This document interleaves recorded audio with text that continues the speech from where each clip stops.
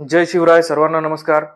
मित्रांनो, आताच 80वा स्वातंत्र्य दिन सोहळा लाल किल्ल्यावरती पार पडलेला आहे आणि त्या ठिकाणी राष्ट्रगीत म्हणजे जनगण मन होण्यापूर्वी राष्ट्रीय गीत म्हणजेच वंदे मातरम गाण्यात आलेलं आहे. तर सुरुवातीला आपण राष्ट्रगीत आणि राष्ट्रीय गीत या दोन मधला फरक बघून घेऊयात. मित्रांनो, राष्ट्रगीत म्हणजे नॅशनल अँथेम, जे आपलं जनगण मन आहे, आणि राष्ट्रीय गीत म्हणून ज्या गीताला मान्यता मिळालेली आहे ते आहे वंदे मातरम. राष्ट्रगीत म्हणजे नॅशनल अँथेम आणि राष्ट्रीय गीत म्हणजे नॅशनल सॉन्ग. तर मित्रांनो, वंदे मातरम या गाण्याचा आज सगळीकडे जास्त बोलबाला आहे. लहान मुलांपासून ते थोरांपर्यंत सर्वांच्याच ओठांवर हे गीत आहे आणि या गीताला आपलं राष्ट्रीय गीत म्हणून सुद्धा मान्यता मिळालेली आहे. 2च दिवसांपूर्वी संसदेत झालेल्या अधिवेशनात हे गीत गाण्यात आलेलं आहे. तर चला तर बघूया हे गीत आलं कुठून आणि लिहिलंय कोणी. नमस्कार, मी विशाल आणि आपण बघतात शब्द विशाल युट्यूब चॅनल. मित्रांनो, ही गोष्ट आहे 1882 सालची. त्यावेळी बंगालमध्ये एक लेखक होते, कादंबरीकार, आणि ते एक देशभक्त सुद्धा होते. त्यांचं नाव बंकिमचंद्र चट्टोपाध्याय, ज्यांना बंकिमचंद्र चटर्जी असं सुद्धा म्हणतात. त्यांनी बंगदर्शन या त्यावेळच्या मासिकासाठी एक कहाणी लिहायला घेतली. त्या कहाणीचं नाव होतं आनंद मठ. 1880, 1881 आणि 1882 असे 2 वर्ष सलग ही कहाणी लिहिण्यात आली आणि शेवटी 1882 मध्ये ही कहाणी लिहून पूर्ण झाली. आणि 1882 मध्येच या कहाणीवर त्यांनी स्वतः एक कादंबरी लिहिली, ज्या कादंबरीचं नाव आहे आनंदमठ. ही आनंदमठ कादंबरीची मराठी प्रत माझ्याकडे आहे. ही कादंबरी मूळची बंगाली भाषेतील आहे आणि या कादंबरीचं मराठी भाषांतर जे आहे ते केलेलं आहे वरेरकर यांनी. वरेरकर यांना वरेरकर मामा म्हणून सुद्धा ओळखतात. त्यांनी बंकिमचंद्र चट्टोपाध्यायांचे बरेच बंगाली पुस्तकं जे आहेत, कादंबऱ्या जे आहेत, त्यांचं मराठीत भाषांतर केलंय. त्यांच्यामुळेच आपल्याला बंकिमचंद्र चटर्जींचे इतर जे साहित्य आहे ते मराठीमध्ये वाचायला मिळतात.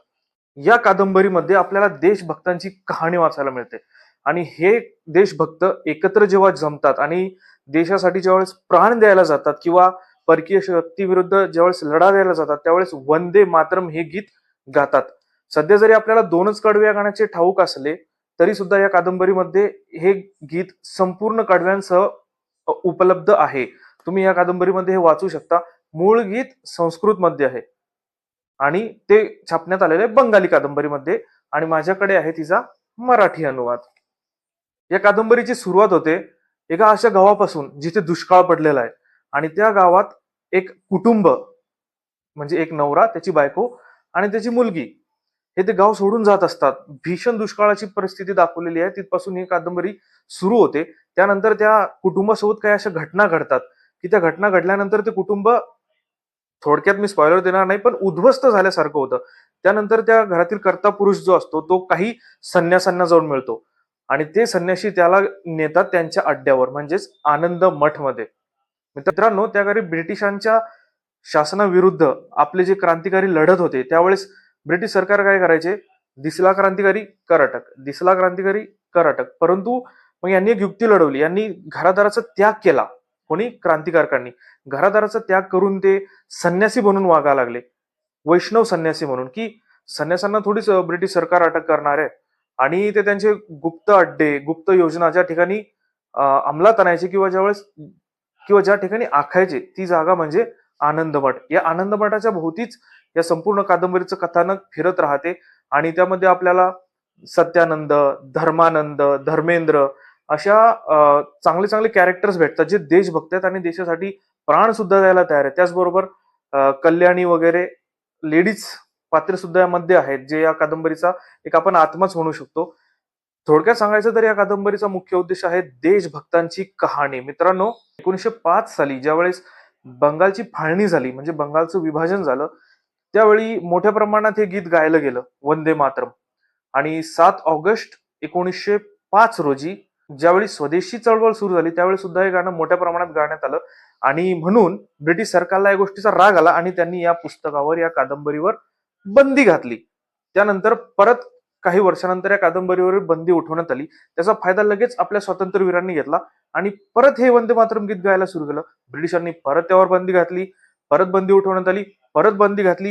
म्हणजे एकूण बऱ्याच वेळा या कादंबरीवर बंदी आलेली आहे. कादंबरीची एकूण पेजेस 134 पेजेस आहेत फक्त, आणि 134 पेजेस मध्ये देशभक्ती म्हणजे अशी कुठून कुठून भरलेली आहे, दाबून दाबून भरलेली आहे. वाचताना कादंबरी कुठेच बोर होत नाही. उलट ही कादंबरी आपल्याला एकदा वाचायला घेतली की अशी खाली ठेवूच वाटत नाही. जर तुम्ही देशभक्त असाल, नक्की ही कादंबरी वाचा. जर तुम्ही स्वाभिमानी भारतीय असाल, नक्की ही कादंबरी वाचाल. या कादंबरीला जवळपास 125 वर्ष पूर्ण झालेले आहेत. 125 वर्ष पूर्ण होऊन सुद्धा ही कादंबरी आपल्याला नवीन वाटते, कारण यामध्ये देशभक्ती आणि सर्वात महत्वाचं म्हणजे वंदे मातरम हे गीत लिहिण्यात आलेलं आहे. या कादंबरीचे लेखक जे आहेत बंकिमचंद्र चटर्जी किंवा बंकिमचंद्र चट्टोपाध्याय, हे स्वतः म्हणतात की ही कादंबरी काल्पनिक आहे. परंतु लहान मुलापासून ते थोरापर्यंत सर्वांनाच माहिती आहे या कादंबरीतली कथा ही काल्पनिक नाहीये. कारण त्या काळी ब्रिटिशांचे जे गव्हर्नर होते लॉर्ड वॉरेन हेस्टिंग्स, हे त्यांच्या एका पत्रात स्वतः लिहितात की बंगालच्या आसपास कुठे एक रंगपूर म्हणून ठिकाण आहे, आणि त्या रंगपूरमध्ये त्यांची जी बटालियन चालली होती, त्यांची जी फौज चालली होती, त्या फौजीचा लीडर होता सर थॉमस म्हणून. तर त्या सर थॉमस वरती 3,000 संन्यासी लोकांनी अचानक आक्रमण केलं आणि त्याचा तिथे शिरच्छेद करून टाकला. त्यामुळे आपल्याला हे कळून जातं की ही काल्पनिक कहाणी आहे की खरी कहाणी आहे. ही कहाणी काल्पनिक जरी असली, या कहाणीतले पात्र काल्पनिक जरी असले, तरी ही कहाणी इतिहासाला धरूनच आहे. या कादंबरीमध्येच वंदे मातरम हे गीत आलेलं आहे, आणि ते गायचं असल्यास मल्हार रागामध्ये गाण्यात यावं असं या कादंबरीमध्ये लिहिलं गेलेलं आहे.